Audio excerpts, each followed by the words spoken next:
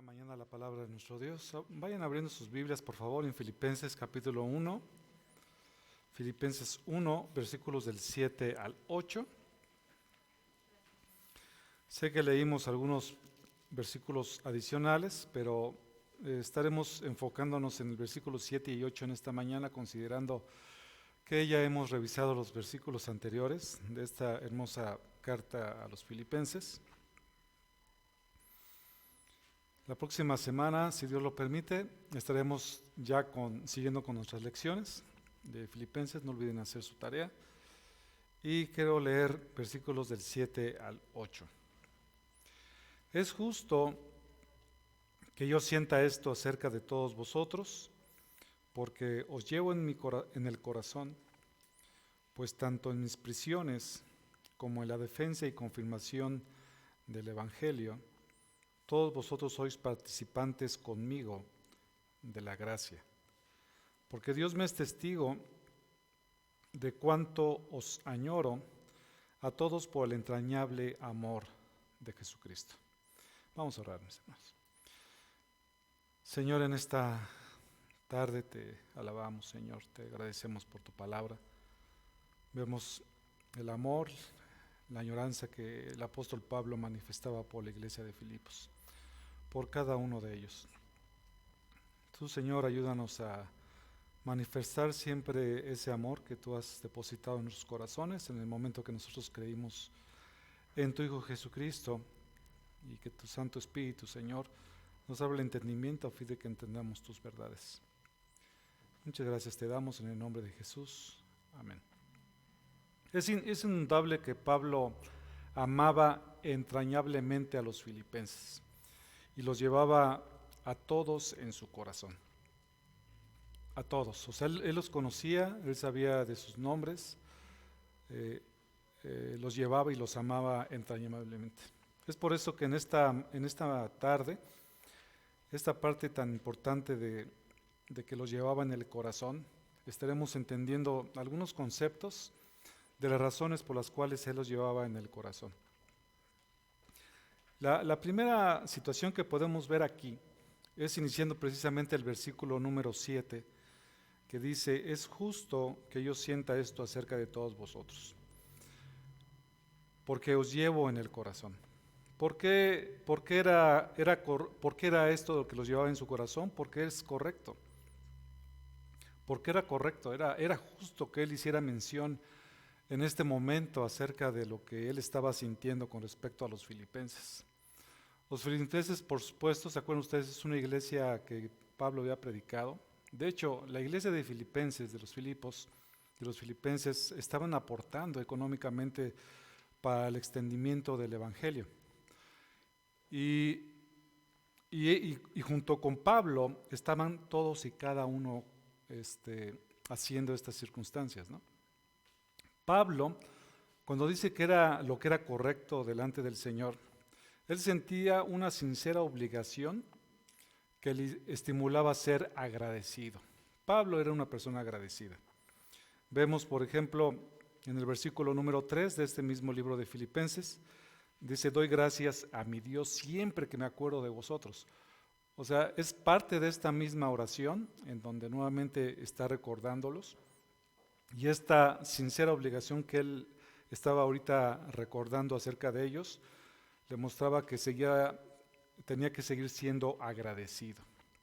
No solamente agradecido, vimos también otros versículos y lo vimos en la predicación anterior, que también siempre se gozaba, ¿no?, al recordar a los filipenses.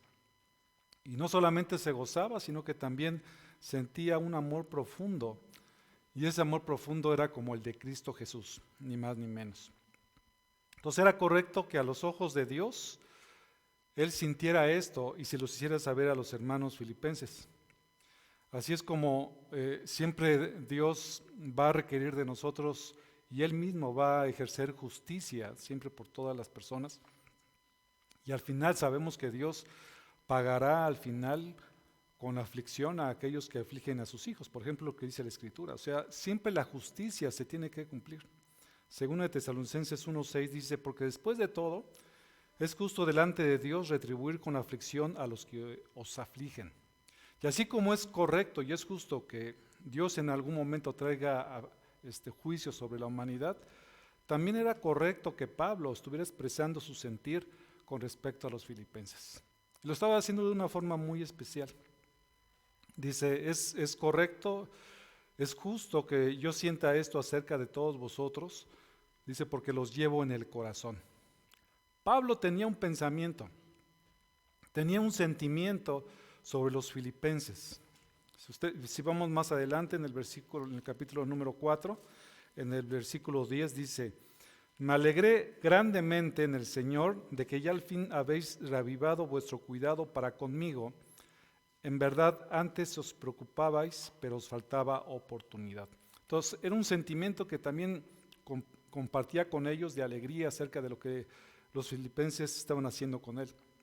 Esta parte del versículo que dice que yo siento, realmente es una palabra clave dentro de toda la carta inclusive, porque este es un llamado que el apóstol Pablo está haciendo inclusive a la armonía y a la unidad. Una parte del agradecimiento, por supuesto, es importante. El que nosotros estemos sintiendo o estemos unánimes nos va a llevar a que la iglesia pueda estar continuamente unida. Cuando empieza a haber signos de que no hay una unidad en la iglesia, hablando de una iglesia local, esa iglesia tarde que temprano va a llegar a una situación de desunión y de separación. Es importante estar en un mismo sentir. Parte de los problemas que existen en las iglesias es precisamente eso que se olvida de que fuimos llamados a vivir en armonía. Dice Filipenses 2:2, un poquito más adelante, dan la vuelta a la Biblia, dice, haced completo mi gozo, siendo del mismo sentir, conservando el mismo amor, unidos en espíritu, dedicados a un mismo propósito. Aquí en este versículo hay dos palabras que hablan acerca de ese sentir. La primera, que es traducida tal cual, sentir, y también dice que hay que estar dedicados en un mismo propósito, dice la Biblia de las Américas. Aquí ocurre dos veces. Entonces tenemos que estar en este mismo sentir, que es el sentir de Cristo Jesús, y dedicados a ese mismo propósito. Aquí lo vemos dos veces. En 4:2 vemos que la epístola de los filipenses habla acerca de la unidad. Les dice, ruego a Evodia y a Síntique que vivan en armonía en el Señor. Aquí está la unidad. Porque Pablo sabía perfectamente bien que si en la iglesia no había una forma de arreglar este asunto entre Evodia y Síntique, esto se podría escalar, y es exponencial la situación. A mí me ha tocado ver circunstancias en algunas iglesias de este tipo que realmente no es nada agradable. Esta parte del mismo sentir, por ejemplo, en Filipenses 2:5, Pablo expresa acerca de ese sentir que tuvo Cristo Jesús. Dice, haya pues en vosotros esta actitud. Aquí la traduce la Biblia de las Américas como esta actitud. O sea, la unidad también es una actitud. Nosotros tenemos que poner nuestro ser, no solo se trata de estar sujetos, sino es una cuestión de estar de acuerdo en un mismo sentir, caminando hacia un mismo objetivo. Y esa misma actitud no es una actitud que nosotros debemos desarrollar por nosotros mismos, sino que es una actitud, y lo que tenemos que desarrollar es la actitud de Cristo Jesús. Es una actitud humilde, ¿no? Entonces la Escritura habla acerca de cómo nosotros podemos mantener esta unidad. También es a mantener el comportamiento propio de la madurez espiritual. Dice, así que todos los que somos perfectos, tengamos esta misma actitud. Aquí habla acerca de esta actitud. Y si en algo tenéis una actitud distinta, eso también nos lo revelará Dios. Y aquí lo vemos también en este versículo dos veces, con la palabra actitud. Entonces la forma en que nosotros buscamos la unidad, la forma en que Pablo le está diciendo que deben de buscar la unidad, es a través de tener precisamente ese sentir que hubo en Cristo Jesús. Es un mismo pensamiento, es un mismo sentir. Dice la Escritura, ¿andarán dos juntos si no estuvieran de acuerdo? ¿Saben qué? No se puede. Hay que llegar a una unidad. Si en un matrimonio no se ponen de acuerdo acerca de las cosas importantes, por ejemplo, la educación de los hijos, eso les puede llevar a conflictos muy graves, ¿no? Por eso es tan importante y recordar esto acerca de los jóvenes y los matrimonios, que se casen siempre y busquen estar en un yugo igual, pues, para que juntos puedan para que juntos puedan avanzar. Si de por sí el matrimonio es complicado, cuánto más cuando hay una separación de pensamiento y de actitudes, ¿no? Dice la Escritura, ¿qué comunión tiene las tinieblas con la luz? Absolutamente ninguna comunión. Entonces, esta actitud, este pensamiento, era una continua inquietud que mostraba el apóstol Pablo, era un interés. Realmente Pablo se interesaba genuinamente por los filipenses, tenía un pensamiento para con ellos. Y no solamente un pensamiento, sino también en acción. Él buscaba que los hermanos filipenses también estuvieran bien. ¿Se acuerdan ustedes que Epafrodito estuvo enfermo? Estaba preocupado por ellos, esto lo vamos a ver después en esta misma carta de Filipenses. Y Pablo, sabiendo que los filipenses estaban preocupados por Epafrodito, ¿qué hizo Pablo? Vete, Epafrodito, ve a ver a los de Filipo porque ellos están preocupados por ti. Y no queremos que esto suceda. Ahí Pablo mostraba su amor. Entonces, esta misma actitud les permitía tener una relación de unidad y de armonía. Pablo recordaba a los filipenses y también buscaba la forma de accionar y ver por ellos como resultado del amor que sentía por los filipenses. ¿Qué era lo que realmente movía a Pablo para tener esta actitud? Era el amor que él sentía hacia ellos. Y más adelante vamos a tocar este punto más acerca del amor. Entonces es esta preocupación constante, y en esta preocupación constante estaban todos los filipenses, todos los filipenses, no había excepciones. La comunión que habían desarrollado con ellos era en general, por supuesto, y también particular con cada uno de ellos. No importaba la situación económica, creo que eso ya hemos platicado.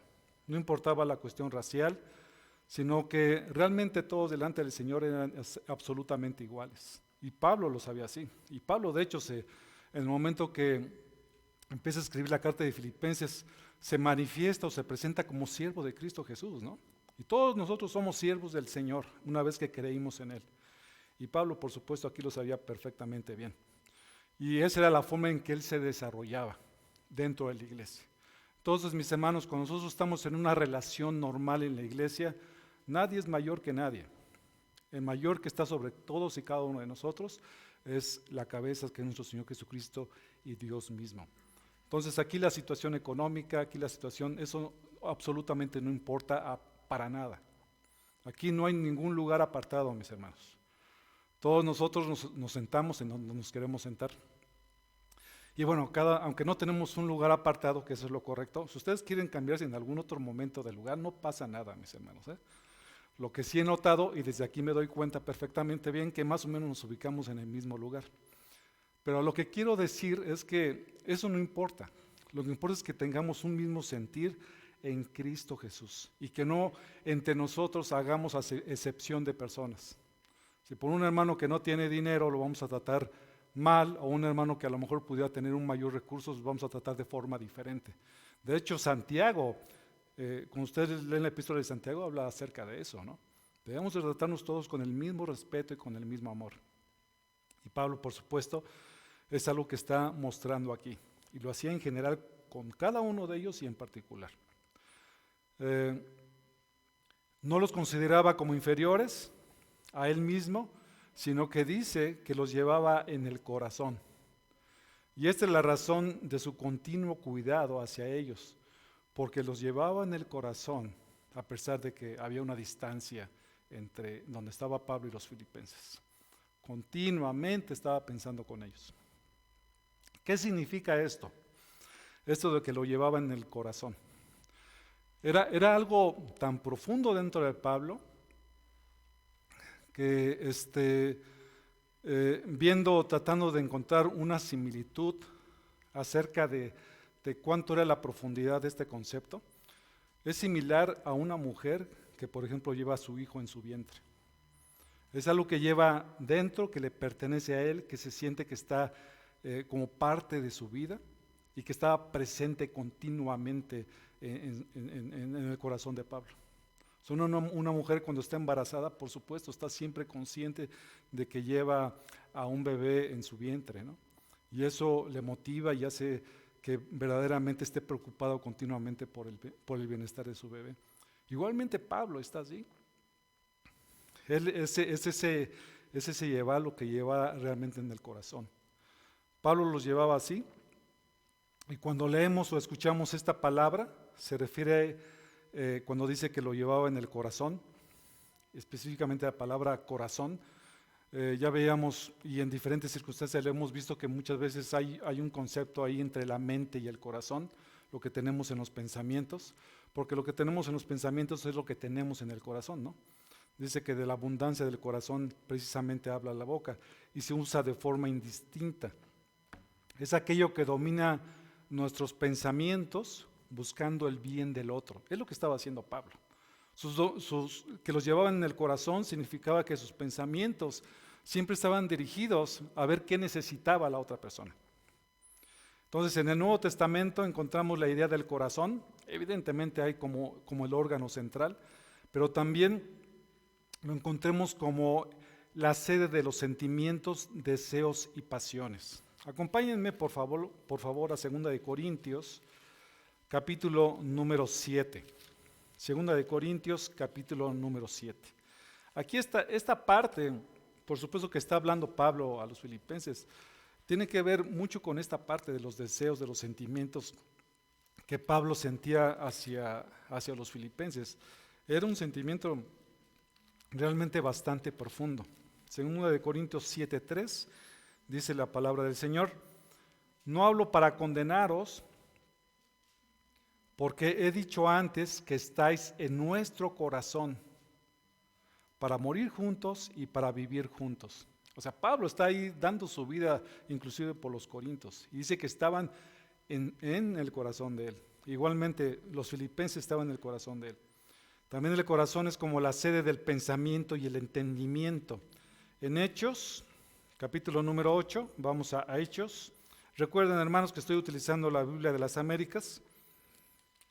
Hechos 8:22 dice: por tanto, arrepiéntete de esta tu maldad y ruega al Señor que, si es posible, te perdone el intento de tu corazón.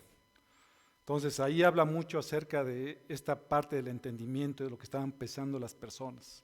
Entonces, de la abundancia del corazón, nuevamente la abundancia de la mente, es lo que nosotros hablamos. Y Pablo los llevaba en el corazón. Realmente eran parte integral de la vida de Pablo.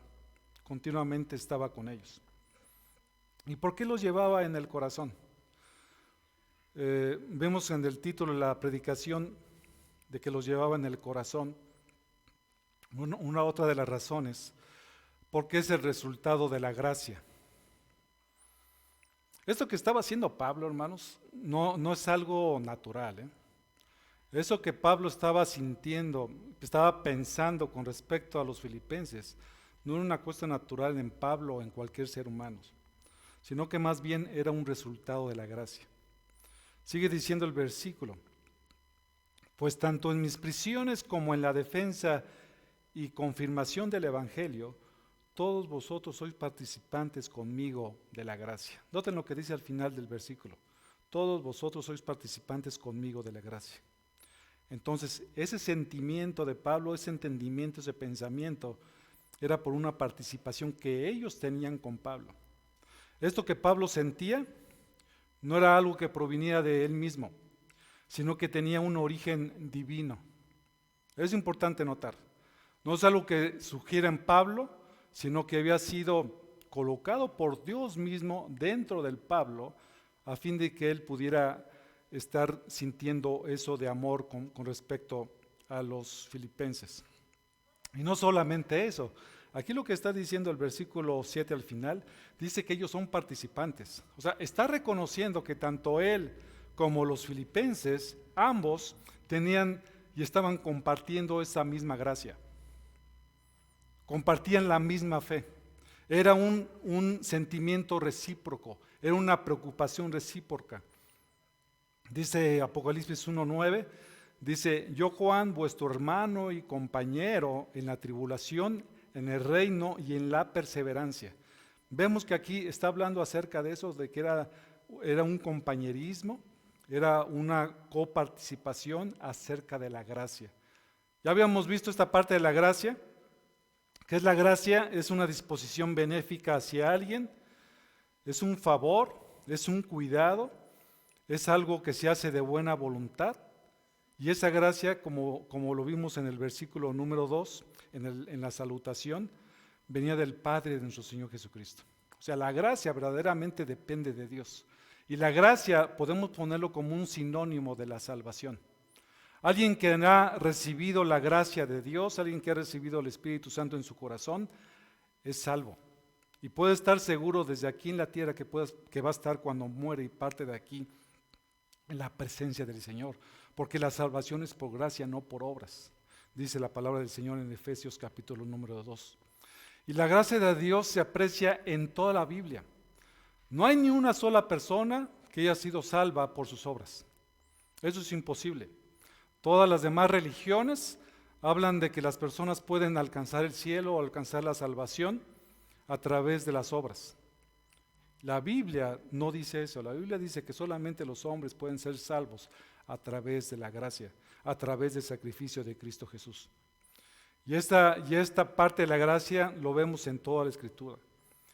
Y esta parte de la gracia, la idea principal, es el que Dios otorga gratuitamente la salvación a los seres humanos.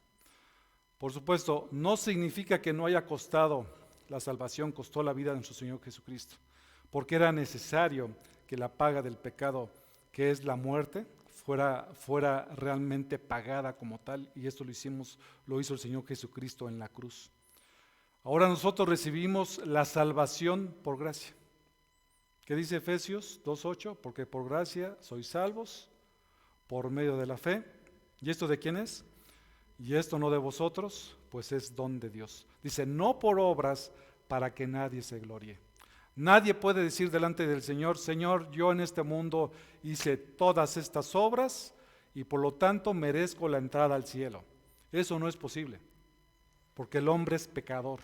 Sus obras, como provienen de un hombre pecador, son sucias. Esa es la verdad. Por más que el hombre pueda tratar de hacerlo mejor, eso no le alcanza.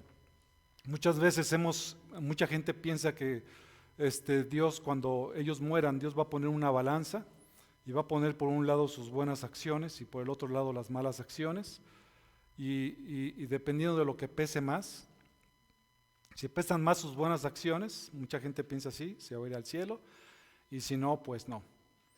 Lo que pasa es que la balanza, mis hermanos, aquellos que no han nacido de nuevo, aquellos que no tienen la gracia de nuestro Señor, está completamente llena de malas acciones. O sea, no hay acciones, pues, y con esto no quiero decir que las personas no sean capaces de hacer cosas buenas. Lo que le estoy diciendo aquí es que no hay ninguna acción buena que le ayude a llevarlo a Dios. No alcanza, no es absolutamente necesario. Es un abismo tan grande que no hay buena obra que alcance como un puente total para pasarlo. Solamente Cristo Jesús, al haber muerto en la cruz, es ese puente necesario que el hombre necesita para llegar a salvación. Y eso es por gracia. En Cristo hay perdón de pecados. ¿Qué es lo que tiene que hacer el hombre? Pedirle a Dios, Señor, por favor, ten misericordia de mí, perdóname porque he sido pecador toda mi vida. Lo reconozco, no puedo hacer yo absolutamente nada para salvarme a mí mismo, te necesito a ti, de tu gracia, porque no hay nada que pueda hacer para que yo pueda llegar a ti. Y eso precisamente, esa gracia, era lo que compartía tanto los filipenses como Pablo. Eso es lo que les permitía tener comunión. Somos salvados solamente por gracia. Y esa gracia es otorgada a todos los pecadores. Y eso también es la totalidad de la salvación, como dice Romanos 4:16. La gracia es la base de la justificación y también se manifiesta en ella. La gracia es suficiente. Uno no necesita más que recibir la gracia del Señor. Lo que tienes que hacer es arrepentirnos. Lo que tenemos que hacer todos es arrepentirnos y aceptar esa gracia del Señor, porque el hombre es incapaz. Y cuando alguien ha sido salvado por la gracia de Dios y ha sido perdonado sus pecados, eso le lleva a un elemento de certeza, de que sabe que Dios le ha perdonado sus pecados. Imagínense, no hay cosa mayor que el hombre pueda experimentar que el perdón de Dios, de saber que Dios le ha perdonado sus pecados pasados, presentes y futuros, y que en el momento que parta de este mundo, por la obra de Cristo Jesús, puede estar en el cielo. Eso solamente por gracia. De modo que esto no deja cabida alguna para la jactancia, y que alguien pueda decir, yo verdaderamente puedo alcanzar mi salvación por mis propias obras, por mi propio esfuerzo. Eso no alcanza. Entonces Pablo y los filipenses compartieron de la gracia y también de los sufrimientos. También de los sufrimientos. Una noticia interesante cuando alguien cree y viene a Cristo Jesús es que los sufrimientos, mis hermanos, vienen juntos. Van pegaditos de la mano, mis hermanos. Creemos en Cristo Jesús y de repente empezamos a tener una serie de problemas. Y son necesarios. ¿Por qué son necesarios? Porque está dentro del plan del Señor. ¿Qué es lo que tenemos que hacer nosotros? Tenemos que reconocer que Dios es soberano. Él es infinitamente más sabio que nosotros y sabe qué es lo que nos conviene. Lo que tenemos que hacer es abrazarlo a Él y decir, Señor, estoy en tus manos. No entiendo a lo mejor las cosas que me estén pasando en mi vida, pero yo sé que tú estás al control de ellas. Los sufrimientos vienen, mis hermanos. Yo no sé ustedes, pero y no es porque les tenga que preguntar específicamente a aquellos que son sus hijos cómo les ha ido en la vida, en el sentido de los sufrimientos, porque son parte inherente. Dios en algún momento, mis hermanos, o estamos saliendo de una prueba, o vamos a entrar en una prueba, pero Dios tiene que hacer este tipo de cosas para que nosotros podamos crecer en el conocimiento de Él. ¿Ok?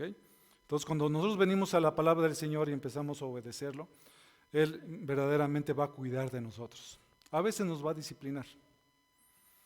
Ya cuando de repente nosotros no queremos hacer lo que Dios quiere como hijos del Señor y nos empeñamos en no hacer su voluntad, si somos sus hijos, Él como Padre amoroso nos va a dar unos varacitos. ¿Sí, mis hermanos?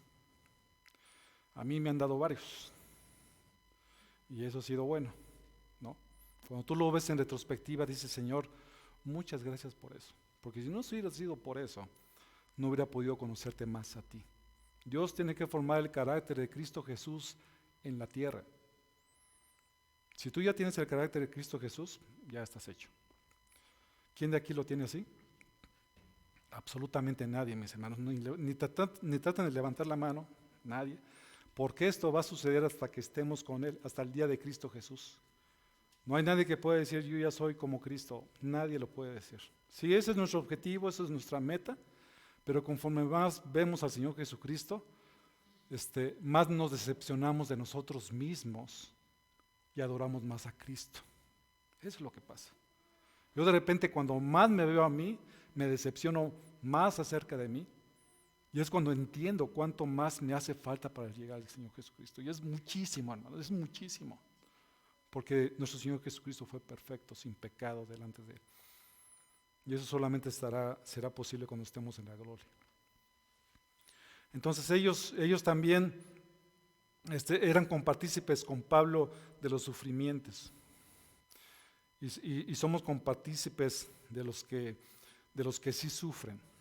Eso es algo importante, mis hermanos, cuando nosotros conocemos, y ahorita que Dios nos ha dado la oportunidad como iglesia de estar aportando económicamente y estar orando por las misiones, vemos que la persecución está en muchas partes y muchos hermanos en Cristo están sufriendo. Y gracias a Dios porque el que nosotros podamos apoyar y aportar, eso nos hace cercanos a nuestros hermanos. Y aquí Pablo seguramente, recordando a los filipenses, esto los animaba, porque es probable que también los filipenses, ellos estuvieran sufriendo inclusive las mismas prisiones que Pablo estaba teniendo. No es algo que venga explícitamente en la Escritura, pero sí hay una posibilidad de esto. En el versículo 29 y 30 del capítulo 1, si vamos para allá, dice la palabra, porque a vosotros se os ha concedido por amor de Cristo, no solo creer en Él, sino también sufrir por Él, Versículo 30, sufriendo el mismo conflicto que visteis en mí y que ahora oís que está en mí. Entonces, es probable, no viene aquí de forma explícita, que los mismos filipenses estuvieran sufriendo esas mismas conflictos que estaba teniendo Pablo, específicamente hablando de sus prisiones. Continúa diciendo el versículo número 7. Pues tanto en mis prisiones como en la defensa y confirmación del Evangelio. Cuando vemos aquí que Pablo está hablando de sus prisiones, se refiere a un lugar en específico donde él estaba cautivo, en donde él llevaba algunas ataduras, grilletes o también se pueden considerar cadenas. Tal y como sucedió en Hechos 16:26. ¿Se acuerdan cuando vimos esta de Hechos 16:26? Que Pablo fue apresado en la cárcel y que finalmente sus cadenas se cayeron después que fueron liberados de la cárcel. Aquí Pablo seguramente también estaba en cadenas. Y Pablo estaba en esta situación de prisión. Pero aunque Pablo estaba preso, algo fenomenal en todo esto, mis hermanos, y esto es dentro de los propósitos soberanos de Dios, la palabra de Dios no estaba presa. Pablo podía estar seguro que dentro de la soberanía de Dios estaba todo esto que él estaba padeciendo. ¿Y cuál era el propósito? Que independientemente de donde él estaba, él había sido llamado a predicar el Evangelio. Porque el Evangelio no puede ser aprisionado. La palabra de Dios en donde quiera que nosotros estemos es una posibilidad de que el Evangelio sea conocido. Y Pablo, por supuesto, pudo predicar el Evangelio. Muchas personas conocieron porque estaba en la cárcel. Entonces, ¿eso a qué nos llama? Eso nos llama a que debemos de aprovechar los momentos para predicar el Evangelio. Mi hermano, no te esperes estar en la cárcel para predicar el Evangelio. ¿Sí? Bueno, Pablo estaba en la cárcel, en la prisión, porque estaba por causa del Evangelio. Realmente nuestra responsabilidad es continuamente estar viendo que la palabra del Señor sea predicada. Ya el resultado le pertenece al Señor. Dice Isaías 48, sécase la hierba, marchítase la flor, mas la palabra del Dios nuestro permanece para siempre. Dice el versículo Isaías 55:11, así será mi palabra que sale de mi boca, no volverá a mí vacía sin haber realizado lo que deseo y logrado el propósito para el cual lo envié. ¿Cuál es el propósito de que la gente conozca acerca del Evangelio? Que pueda arrepentirse de sus pecados. El otro propósito, mis hermanos, la palabra del Señor siempre que es predicada, inclusive puede ser para juicio. Porque esas personas no van a tener ninguna excusa delante del Señor en aquel día de decir, yo no escuché acerca de la palabra del Señor. Nunca te escuché, Señor. No supe acerca del plan de salvación. Nunca supe acerca de que Cristo murió en la cruz, de que Él vino a morir en mi lugar. No hay nadie que pueda decir eso. El propósito es eso, de que sea conocido el Evangelio. Ya de parte del Señor le corresponde quiénes son aquellos que han sido llamados por Él, llamados a que crezcan en Él. Entonces es importante que nosotros estemos compartiendo el Evangelio y Dios se encarga de la respuesta. A veces los seres humanos somos tan llamados a pensar, o a veces en el medio del cristiano, es que ya llevo tanto tiempo predicándole el Evangelio a mi familiar y no cree. Y ya se lo dije bien clarito, se lo expliqué de diferentes formas y no ha creído en el Señor. Eso también está dentro de los propósitos de Dios. Nuestra responsabilidad es precisamente eso, predicar la palabra, porque la palabra hará su propósito. El Espíritu Santo es el que convence de pecado, de justicia y de juicio, y eso lo hace solamente Dios mismo en los corazones de las personas. Y por supuesto, Dios había hecho cambio en el corazón de Pablo y de los filipenses, y había unanimidad. Habían creído en Cristo, sabían que Cristo era su Señor y que por Él valía la pena vivir en este mundo. Los filipenses también eran partícipes de la defensa y confirmación del Evangelio. Esta parte, estas palabras que dice aquí Pablo, que ellos eran partícipes de la defensa y confirmación del Evangelio, realmente se refiere a términos legales. Se pueden considerar juntas por la construcción en el griego en el cual están estas palabras. Y esta parte de la defensa se refiere a estar dispuesto a hacer una defensa ante cualquiera. Cuando nosotros creemos en el Evangelio, mis hermanos, debemos conocer al Señor y debemos tener los elementos suficientes para presentar defensa del Evangelio. Y Pablo nos lo recuerda, Pedro también lo recuerda, ¿no? En 1 Pedro 3:15, seguramente eso vino a su mente ahorita que estaba diciendo estas palabras. Dice, sino santificad a Cristo como Señor en vuestros corazones, estando siempre preparados para presentar defensa ante todo el que os demande razón de la esperanza que hay en vosotros, dice, pero hacerlo con mansedumbre y reverencia. ¿Esto qué implicaciones tiene, mis hermanos? Que tenemos que conocer el Evangelio. ¿Cómo vamos a presentar defensa de algo que no conocemos? Por eso es importante que estemos estudiando. Entonces, cuando alguien te pregunta, a ver, dime, ¿tú por qué eres cristiano? ¿No? De hecho, esa es la pregunta de la membresía, ¿se acuerdan? Y a veces titubeamos. A veces nos quedamos, pues, ¿qué será eso del Evangelio? Y a veces no hay claridad en nuestra mente. Entonces, ¿cómo podremos nosotros no solamente con saber qué es el Evangelio, sino tener la defensa del Evangelio, defenderlo con argumentos, con mansedumbre y reverencia? Hay que conocerlo, hay que estudiar. Ayer en el estudio estábamos hablando acerca, por ejemplo, de esa secta de los testigos de Jehová. ¿Cómo vas a poder tú defender el Evangelio ante estos herejes si no conoces la palabra del Señor? ¿No? Es importante que conozcamos la palabra. Y si conocemos la verdad, podemos identificar la mentira. Y decir, no, espérame, ¿cómo tú puedes decir esto, que Cristo no es Dios? Si la palabra de Dios dice que Cristo es Dios, es la segunda persona de la Trinidad que se encarnó. Pero esa defensa lo tenemos que hacer con conocimiento, por supuesto, en una actitud adecuada, con mansedumbre y reverencia. Esta palabra de defensa, yo creo que ustedes es parte también de nuestro vocabulario. El griego es apología. De hecho, el castellano es igual, es apología, que nos llama a la idea de la apologética. Entonces, nosotros como cristianos debemos de ser apologetas. Hay unos hermanos, yo los conozco, que es muy sencillo el poder argumentar en circunstancias a lo mejor a veces difíciles. A algunos nos cuesta más trabajo, pero somos llamados todos a presentar defensa. En algún momento nos vamos a enfrentar a esta situación.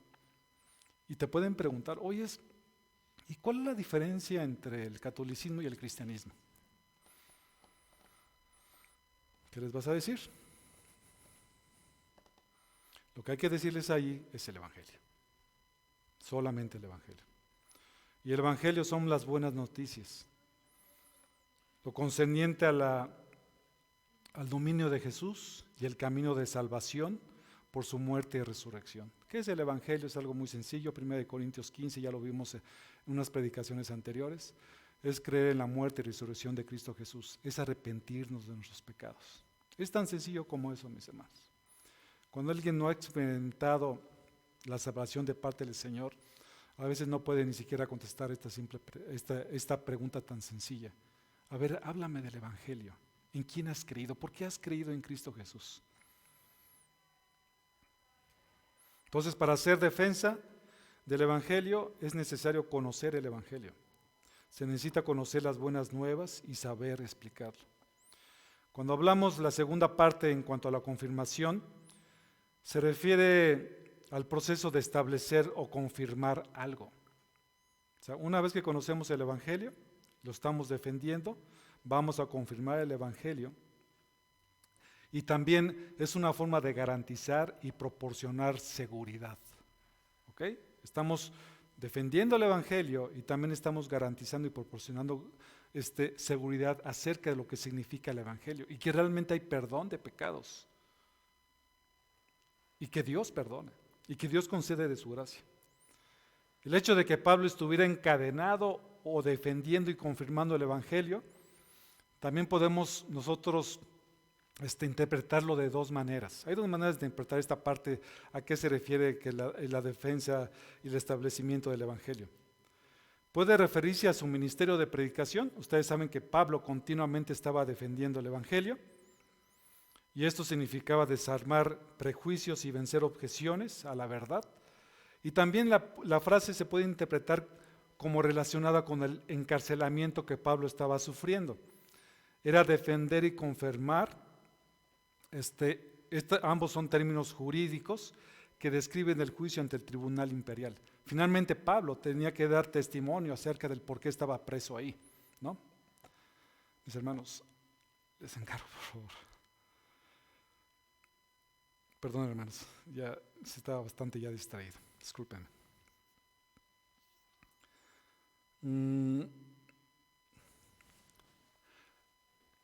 Entonces tiene esta parte también tiene que ver con la parte de los términos jurídicos. Pablo, por supuesto, estaba a punto, digamos, de dar evidencia o dar respuesta acerca del por qué estaba él preso, ¿no?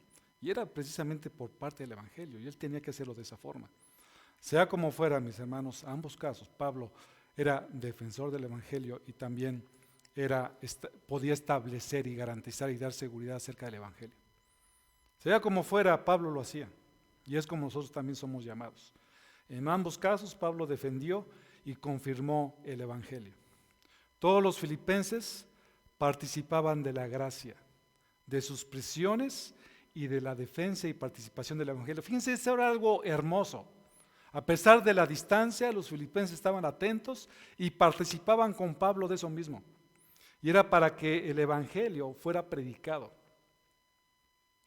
Todos los esfuerzos que nosotros como iglesia podamos hacer para que el Evangelio sea predicado es una bendición bien grande. Dios nos ha concedido el privilegio tan grande en esta iglesia de que podamos aportar a las misiones mundiales. No sabemos, mis hermanos, exactamente si es de mucha ayuda, poca ayuda, el que nosotros podamos proporcionar por lo menos estas cuestiones económicas que estamos aportando, pero es una situación que Dios nos lo ha permitido hacer para que el Evangelio sea predicado. Pablo también los llevaba en el corazón, y los llevaba en su corazón porque era completamente genuino. Lo que Pablo sentía por los filipenses era algo genuino, era verdadero, realmente los amaba. No había una situación de palabras para afuera, ¿no? Es como, por ejemplo, tú de repente te enojas con alguna persona y después le dices, pues sí, pero pues también te amo, ¿no?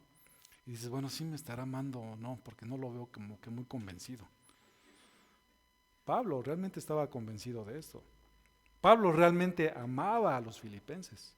Fíjense lo que dice el versículo número 8. Porque Dios me es testigo. Wow, yo cuando leí este versículo dije, Pablo, ¿en serio te estás animando a decir eso? Porque Dios me es testigo de cuánto os añoro a todos con el entrañable amor de Cristo Jesús. Para confirmar su sentir, Pablo pone como testigos a Dios mismo, quien podría atestiguar Dios mismo y dar fe de su amor, de su añoranza por ellos. Estas palabras componen una fórmula en donde Pablo asevera que decía la verdad. Pablo le decía, verdaderamente filipenses, los amo. Dios es testigo de eso. Dios sabe precisamente de eso. Él puede atestiguar delante de ustedes y Dios mismo venir y decirles, si lo pudiera poner aquí como testigo y decirles, sí, efectivamente dijo él eso. Entonces un testigo es una persona que está presente y que va a decir cosas que son verdaderas con respecto a alguien. Les dije que les iba a decir, mis hermanos. Hace ratito en la mañana estábamos hablando y tuve varios testigos aquí adelante. ¿Verdad, mis hermanas? Ya están riendo. También mi pastor. De que a lo mejor compro un aparatejo adicional, ¿verdad? Y se me ocurrió decir, mis hermanos, y Adri se te va a quedar a ti. Y Adri dijo, ¿ya vieron, hermanos? Ustedes son testigos de lo que me dijo mi esposo. Eso es un testigo. Entonces Dios era testigo precisamente del amor que Pablo estaba sintiendo por ellos.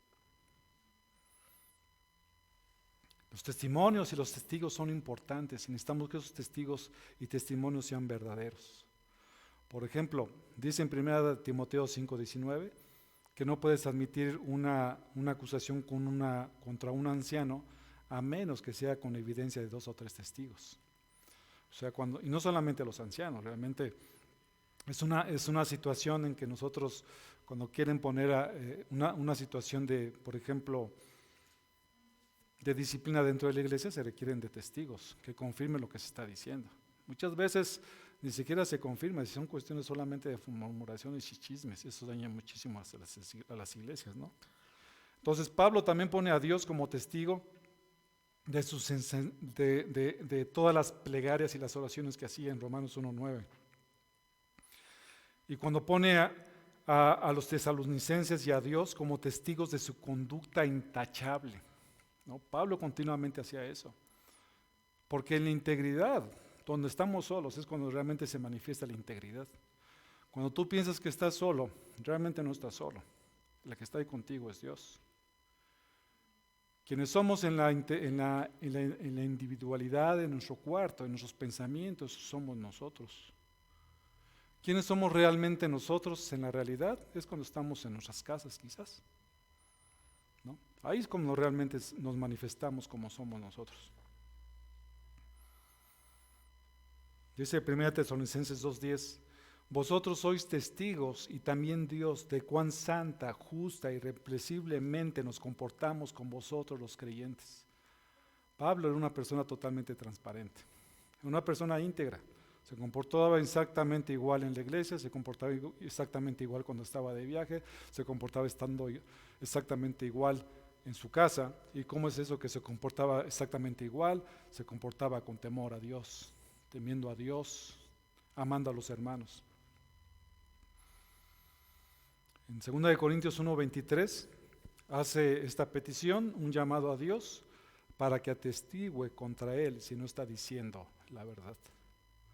Pérez Millos, por ejemplo, le escribe: Pablo apela a Dios poniéndolo por testigo de la verdad de sus palabras, que expresan sus sentimientos. Ponerlo por testigo es hacer una afirmación bajo juramento con todas las consecuencias que tiene. Entonces Pablo trae como testigo a Dios y todo lo que lleva alrededor. Y a veces, mis hermanos, cuando tenemos que confirmar algo, a veces hay que hacer esto. A veces hay que hacer eso, porque tú sabes que algo está pasando en una circunstancia en particular, y hay veces que hay que traer a Dios y decir, mira, eso que tú estás diciendo es mentira. Y delante de Dios, quiero traerle delante de Dios como testigo acerca de tus dichos y de lo que tú estás diciendo aquí. Una vez, mis hermanos, hace muchos años me tocó hacer una investigación acerca de un pastor que era acusado de adulterio. No se le comprobó nada, mis hermanos, nada. Y la única palabra que yo le dije al final, una vez de que no se le había comprobado nada, yo le dije, delante de Dios, te digo y te pregunto, ¿adulteraste o no lo hiciste? Por supuesto, ese pastor me dijo, delante de Dios te digo que no. Y por supuesto, eso de traer de testigo al Señor en algunos casos es necesario. Pero Pablo lo estaba trayendo con respecto a sí mismo, para que vieran su corazón y para que vieran qué tanto les amaba, ¿no? Jeremías 11:20 dice, mas, oh Señor de los ejércitos, que juzgas rectamente, que examina los sentimientos y el corazón. Con el Señor, por supuesto, no hay duda, con Dios no hay duda acerca de lo que hay en nuestros sentimientos, lo que hay en nuestros corazones. Él es el único capaz que puede saber qué es lo que hay. Esta es una frase sumamente solemne, de que no miente, no les está mintiendo a los filipenses, sino que realmente los está añorando y los está amando. Y lo hace profundamente. Y pone firmeza en aquello que los lectores no pueden verificar. Porque se trata de expresar una intimidad personal que solamente Dios conoce. Entonces Pablo, en el momento de que está poniendo a Dios, por supuesto lo está poniendo a Dios como testigo, porque ellos, los filipenses, no podían verificar si realmente Pablo, aún en sus prisiones, les estaba amando. Y con eso se lo estaba confirmando, le está diciendo, yo te confirmo que sigo amando en el Señor, a pesar de la distancia. Y los añoro profundamente y quisiera estar con ustedes. ¡Wow! ¡Qué corazón de Pablo!, ¿no? Un corazón amante, añorante acerca de lo que Dios había hecho en sus vidas. Un comentarista dice, no es meramente del afecto natural, sino de la abnegación a Cristo Jesús. No Pablo, sino Jesucristo que vive en Pablo. ¿Qué es lo que significan estas palabras?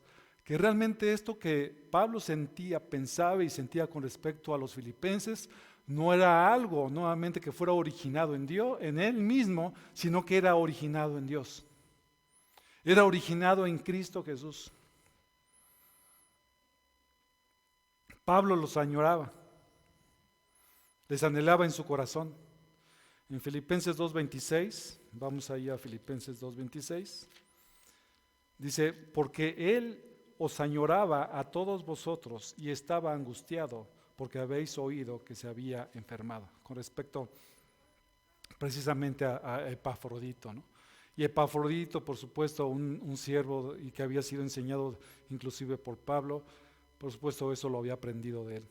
Pero esos anhelos, esa parte tan importante que se puede generar en el corazón es generado solamente por Dios. Es algo muy sencillo, mis hermanos. Es algo muy sencillo que nos ayuda a nosotros y nos invita a ver cómo está nuestro corazón. Nuestro pastor hablaba acerca de que es necesario que nosotros nos juzguemos a nosotros mismos si estamos en la fe. Y en la predicación anterior, el pastor hablaba acerca de que una evidencia es si hay amor, ¿no?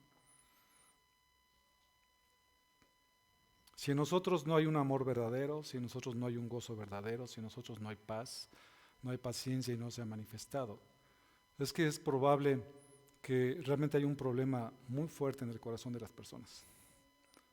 Porque ese amor y ese gozo y esa paz y esa paciencia, benignidad, bondad, fe, mansedumbre y templanza que habla acerca del fruto del Espíritu Santo, es algo que se tiene que manifestar en un cristiano. Si no se manifiesta en un cristiano, si no hay gozo en tu corazón, si no hay amor por los hermanos, si no hay esa fe, si no hay ese dominio propio, es que probablemente no seas cristiano verdaderamente. Hay muchas personas que pueden pensar, bueno, ¿por qué realmente no puedo sentir amor por las personas? ¿Por qué no puedo sentir ese gozo del Señor?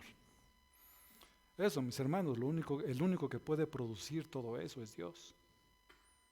No hay más. El hombre es incapaz de producirlo por sí mismo y no lo puede conseguir de otra parte. A veces produce una paz temporal, ¿no? Y la gente anda buscando continuamente eso. Van a los psicólogos para que traten de ayudarlos en todos sus conflictos interiores. Pero el conflicto interior mayor que el hombre puede tener es que está enemistado con Dios y necesita arrepentirse de sus pecados y venir a Dios. Necesita eso. Entonces ese anhelo que Pablo sentía era producido por Dios. Y es un anhelo que es compartido por los filipenses y es un anhelo que debe ser compartido por nosotros. Y ese anhelo principal es poder estar delante de nuestro Señor. 2 Corintios 5:2 dice, pues en verdad en esta morada gemimos, anhelando ser vestidos con nuestra habitación celestial. Así como Pablo estaba anhelando a los filipenses, así como los filipenses estaban anhelando a Pablo con la misma intensidad, nosotros como cristianos somos llamados a anhelar estar con nuestro Señor. Que hoy mismo podamos anhelar y decir, Señor, por favor, hoy quiero estar delante de tu presencia. Yo ya no quiero estar en esta tierra, porque muchas veces peco delante de ti. Por favor, lo mejor que me puede estar pasando es estar delante de ti. Pablo lo sabía. Y vamos a estar viendo más adelante en el capítulo número 1. Porque para él el vivir es Cristo y el morir es la ganancia. Porque sabía que él estaría mucho mejor allá en el cielo. Sí, nosotros le padecemos cuando alguien muere.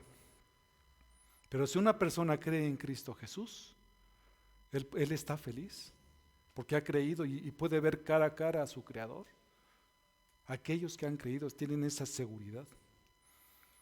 El problema está cuando hay personas que no han creído en Cristo Jesús y cuando están delante del Señor, por supuesto, Eso solamente le compete al Señor, pero es algo que el Señor solamente puede arreglar en su misericordia y en su soberanía, y Él sabe todas las cosas. ¿Cómo es que Pablo podía anhelar a los filipenses? Dice, con el entrañable amor de Cristo Jesús. Era una sensación de compasión profunda. Es una característica descrita como las entrañas. Fíjate, esta parte entrañable tiene que ver, mucho se va a la parte de los intestinos, ¿no? De las tripas. Y sí, ¿no, doctora? Los doctores, cuando tú tienes una impresión muy fuerte, uno de los primeros órganos que lo tienen impacto es precisamente la parte de los intestinos. Y esta parte, cuando habla acerca del entrañable amor, esa compasión profunda, venía de las entrañas mismas. Y por supuesto se emplea en un sentido figurado para describir el amor compasivo y abnegado. Este amor era sobrenatural, el cual actuaba tanto el Pablo como los filipenses. Es sobrenatural, solamente proviene de Dios, como hemos visto, y nosotros podemos amar porque Dios nos amó primero. Romanos 5:5 dice, y la esperanza no desilusiona, porque el amor de Dios ha sido derramado en nuestros corazones por medio del Espíritu Santo que nos fue dado. En el momento que el Espíritu Santo fue derramado en nuestros corazones, en ese momento nos dio las bendiciones del fruto del Espíritu y podemos nosotros manifestarlas a las personas. Por eso es que el mayor milagro que puede existir ahorita en la tierra es una vida transformada. ¿Cómo es que alguien que, no voy a decir, mis hermanos, que antes era borracho y ahora ya no toma, nada de eso? Por supuesto, viene como consecuencia. Pero eso de que dejes de tomar también lo hacen los alcohólicos anónimos. Pero el que tú ames a Dios, y ames a tus hermanos, y ames a tus enemigos, solamente es obra de Dios. Todo lo demás que dejas de tomar, que dejas de fumar, que dejas de ser adúltero, todo eso viene como consecuencia natural de que ahora Dios está obrando en tu vida. Una manifestación real de que alguien ha creído en Dios es que ama a Dios, que se goza en Dios, en que ama a los hermanos, que ve por los hermanos, ve cómo puede atenderlos. Y eso solamente lo puede hacer el Espíritu Santo. En conclusión, mis hermanos, es correcto corresponder a la gracia que recibimos por el Evangelio. Y una forma de corresponder es que nos amemos con el amor de Cristo Jesús. Así como Pablo amaba a los filipenses y los filipenses a Pablo, todos nosotros somos llamados a amarnos entrañablemente, a buscar la unidad, a buscar el anhelar estar con Dios. Los que hemos participado de la gracia, nos une el profundo amor de Cristo. El amor que debemos de manifestaros debe de ser profundo, porque Cristo nos amó, porque tenemos esa posibilidad. A pesar de los problemas, también hemos de participar de la defensa y confirmación del Evangelio. ¿Qué nos puede llevar en algún momento dado de que nosotros defendamos del Evangelio? Puede llevarnos a diferentes cosas. En el caso de Pablo, lo llevó a estar en prisión. En el caso de nosotros, mis hermanos, no sabemos qué puede pasar con toda esta cuestión de la ideología de género.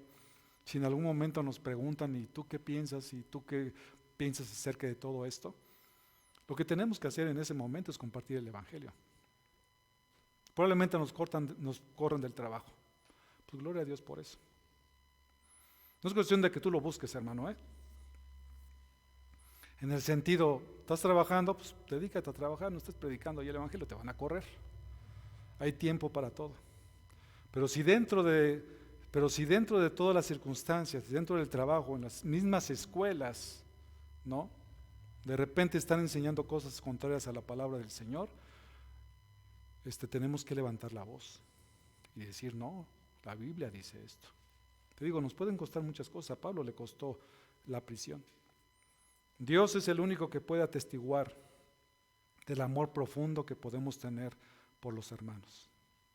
Si Dios ha puesto su Espíritu Santo en sus corazones, si has nacido de nuevo, un resultado natural, ¿me escuchan lo que les digo? Un resultado natural es que nos amemos unos a otros. Vamos a orar, mis hermanos. Bendito Padre Celestial, ¿Cuántas gracias, Dios, te damos porque tu misericordia es tan grande?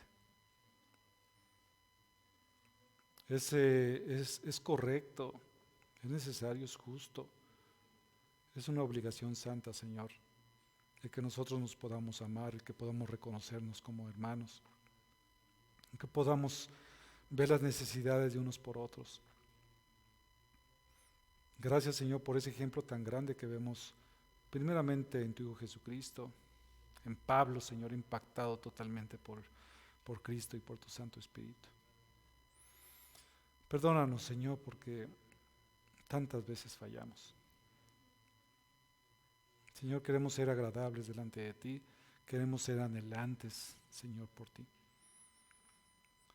Y si tú, amigo, que nos visitas por primera vez, hoy te has dado cuenta de que ni el amor, ni el gozo, ni la paz está en tu corazón, es porque seguramente el Espíritu Santo no ha hecho morada en ti. Cree al Evangelio, cree en el sacrificio de Cristo Jesús, que fue suficiente para perdonarte de pecados. No importa el pecado que tú hayas cometido, Dios te va a perdonar, pídeselo, arrepiéntete delante de Él. Cree en el sacrificio de Cristo y cree que Cristo tomó tu lugar para que tú pudieras vivir. Cree que Cristo Jesús resucitó al tercer día para que tú también puedas vivir, porque esta es la fase de la justificación, de que por cuanto Cristo resucitó, tú también resucitarás en el día postrero. Esa justicia de Cristo la necesitas para ser salvo. Ya escuchaste que a través de las obras es insuficiente. Las obras no son suficientes para la salvación. Solamente Cristo es suficiente para la salvación. Las obras después vienen como evidencia de que has creído. Pídele perdón a Dios, ruégale por su misericordia, haz la paz con Dios y sabemos que Él derramará de su Espíritu Santo en tu vida. Muchas gracias, Dios, te damos por esta tarde. Bendice a todos mis hermanos, te lo ruego, en el nombre de Cristo Jesús. Amén.